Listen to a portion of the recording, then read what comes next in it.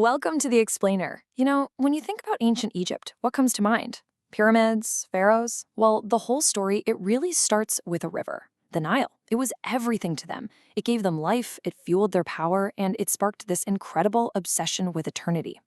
But here's the crazy part. For almost 2,000 years, their entire story was just silent, lost, dropped inside a language that nobody, and I mean nobody, could read. So today, let's crack the code. Let's decipher that story together. So how do you even begin to understand a language that's been dead for nearly 2 millennia? It's a massive puzzle, right? For centuries, people would look at these incredible temples and tombs just covered in these beautiful pictures, hieroglyphs, and they had no clue what they meant. It was a total mystery. Imagine that. A whole civilization, 3,000 years of history just gone. Voiceless. Well, it all started with a bit of pure dumb luck. It's 1799, and one of Napoleon's soldiers is just doing his thing in Egypt, and he stumbles across this broken piece of rock. But this wasn't just any rock.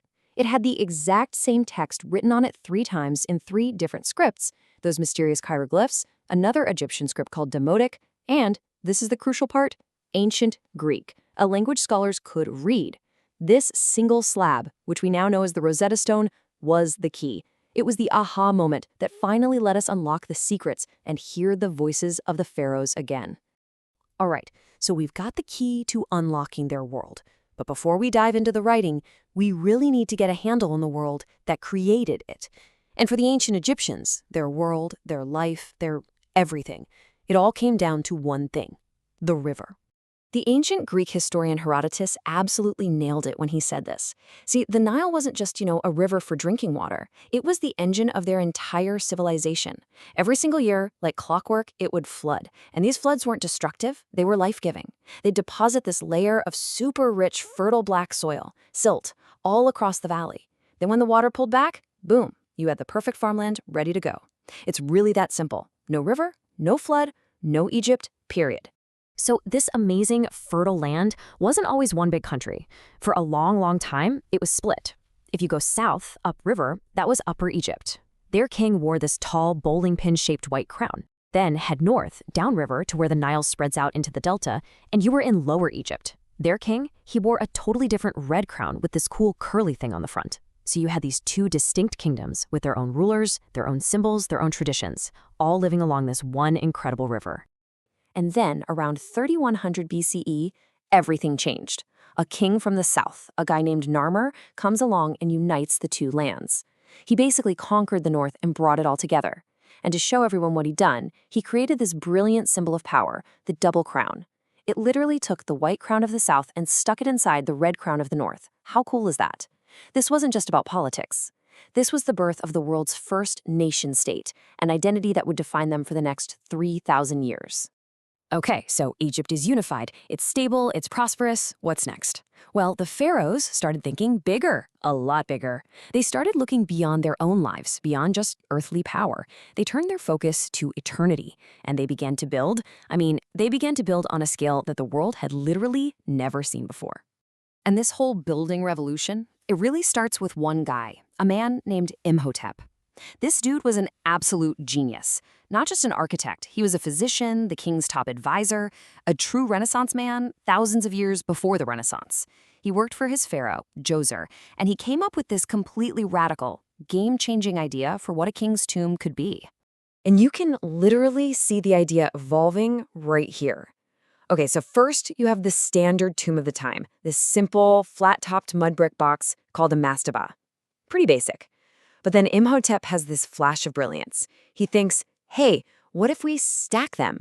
So he puts one on top of another, and another, 6 in total, each one a little smaller than the one below. And just like that, you get the step pyramid, the first massive stone building in the history of the world. It's incredible. Of course, later pharaohs wanted to improve on it, make it a smooth-sided shape. This led to some interesting trial and error, like the famous bent pyramid. They literally started building, realized the angle was way too steep and it was going to collapse, so they just changed the angle halfway up. Oops. But eventually, they nailed it. They perfected the math and created that iconic, true pyramid shape that we all know and love. This whole journey, this evolution of building, it hits its absolute peak at Giza. I mean, the Great Pyramids, they're just staggering. But you gotta understand, these weren't just tombs. They were so much more. They were massive national projects. They were statements. They were symbols of just how much power the pharaoh had. The ability to organize tens of thousands of people, to quarry and move millions of stone blocks. It was a way of proving to everyone that he wasn't just a king, he was a god on earth. Just think about this. 20 years. That's the best guess for how long it took to build Khufu's Great Pyramid. 20 years. But here's something really important we need to get straight.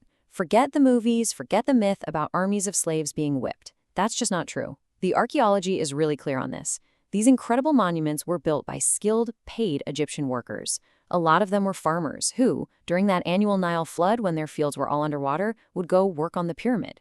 It was a public works project, and they were paid for their labor, usually in food, beer, and supplies. So the age of the pyramid builders, the Old Kingdom, eventually came to an end. There was a messy period, then a reunification, and then Egypt comes roaring back. And this time, it's bigger, badder, and more powerful than ever before. It wasn't just a kingdom anymore. Oh no, it was an empire. And this era, the New Kingdom, it was an age of absolute titans. I mean, the personalities are just off the charts. You've got Hatshepsut, an incredible woman who took power and ruled not as a queen regent, but as a full-blown male king, beard and all. Then there's her stepson, Thutmose III, maybe the greatest military genius Egypt ever produced. You have the strange and fascinating heretic, Akhenaten, who tried to change everything. And of course, the legend himself, the ultimate showman and builder, Ramesses the Great. Okay, we have to stop and talk about Akhenaten for a second, because what he did was just wild. This guy completely threw out 1,500 years of religious tradition. He basically said, forget all those other gods, there's only one true god, the Aten, the physical disk of the sun. He shut down the temples to the old gods, which were incredibly rich and powerful, and moved the entire capital city out into the middle of the desert. Can you imagine the upheaval? But you know, a revolution that radical, one that takes on that much entrenched power, it was never going to last. As soon as he died, the old priests guided his young son, a boy named Tutankhamun, yep, that Tutankhamun, to bring back the old ways. And they tried their best to just erase Akhenaten from history entirely. And that brings us to Ramesses the Great. The guy was a master of PR, a total pro. Just look at his most famous battle, the Battle of Kadesh. If you look at his temple walls, he tells this amazing story of how he personally, single-handedly fought off the entire Hittite army. It's this glorious, heroic victory. The reality? Not so much. It was actually a brutal, chaotic disaster that pretty much ended in a draw. But what's so fascinating is what came after the battle. This stalemate led to the world's first ever recorded international peace treaty, which, let's be honest, is a way bigger deal than the fake victory he was bragging about. But you know how it goes. No empire lasts forever, not even one as old and as powerful as Egypt. The golden age of the New Kingdom, it started to fade. The beginning of the end really started with a threat from the sea. This mysterious group of invaders we only know as the Sea Peoples just exploded across the Mediterranean, causing chaos everywhere. Now, Pharaoh Ramesses III, he managed to fight them off and save Egypt, but winning those wars cost a fortune. The treasury was drained, and that led to big problems at home. In fact, it led to the first ever recorded labor strike in all of history, when the guys building the royal tombs just put down their tools because they weren't getting paid. In Egypt that's weak and broke, well, it becomes a target. A prize for all the new, rising empires in the neighborhood. And for the next 1,000 years, it's like a revolving door of foreign rulers. You have Libyans, then Cushites from the south, then the terrifying Assyrians, then the Persians. One after another, they took control of the Nile. Now, Egyptian culture was incredibly strong. It often just absorbed its new rulers. That the pharaoh himself, the king on the throne, was no longer Egyptian. And that divine connection, that sacred link between the people and their native god-king, was slowly but surely breaking. And the final nail in the coffin of native Egyptian rule came from a very famous name, Alexander the Great. When he marched into Egypt in 332 BCE, they actually welcomed him. They saw him as a liberator who was freeing them from the Persians. But his arrival marked the absolute end of an era.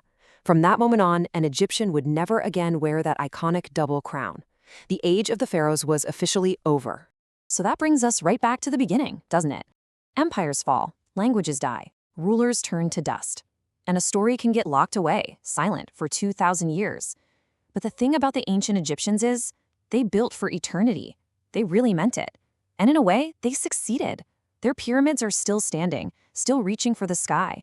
And thanks to one lucky soldier and one broken piece of stone, we unlocked their language. We can hear their voices again.